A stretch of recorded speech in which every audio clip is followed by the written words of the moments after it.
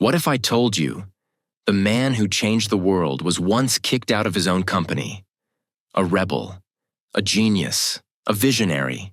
This is the rise and fall of Steve Jobs, the man who built Apple, lost everything, and then staged the greatest comeback in business history. Steve Jobs was born in 1955 in San Francisco, California. But from the start, he was different. Adopted by a working-class family, he was a curious kid, always questioning the world around him. He dropped out of college but wasn't lost. Instead, he traveled to India, experimented with Zen Buddhism, and searched for meaning. Then came 1976. In a tiny garage in Palo Alto, Steve Jobs and his friend Steve Wozniak built something that would change everything. The Apple One. It was simple, but revolutionary, and it marked the birth of Apple computers.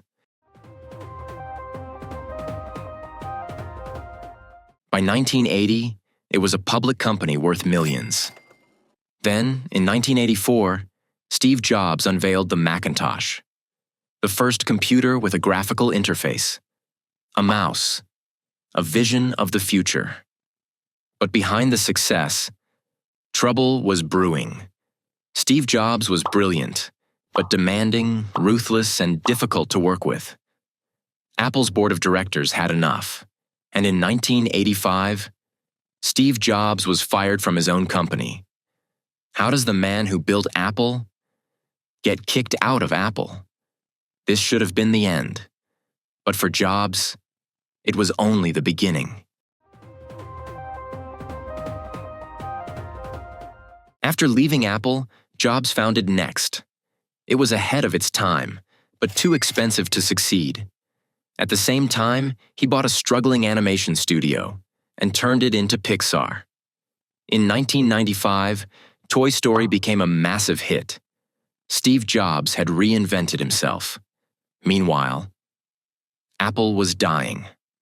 By 1997, the company was losing millions, on the verge of bankruptcy. And so, in a move that shocked the world, Apple called Steve Jobs back. His first move? Radical change. In 1998, Jobs introduced the iMac.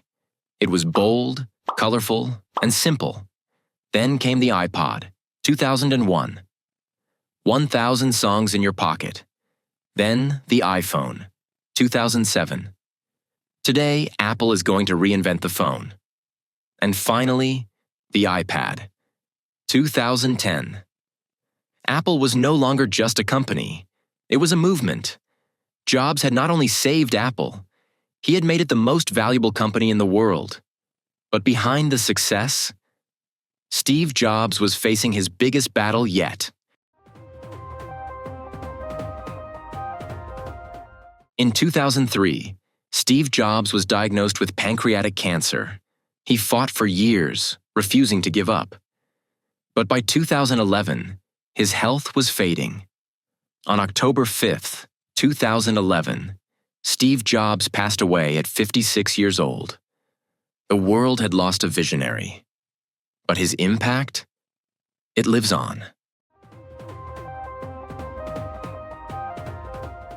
Steve Jobs didn't just create Apple. He changed the way we communicate, work, and create.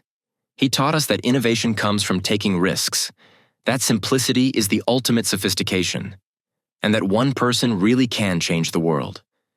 If you think Steve Jobs was a true visionary, hit that like button and subscribe for more incredible stories.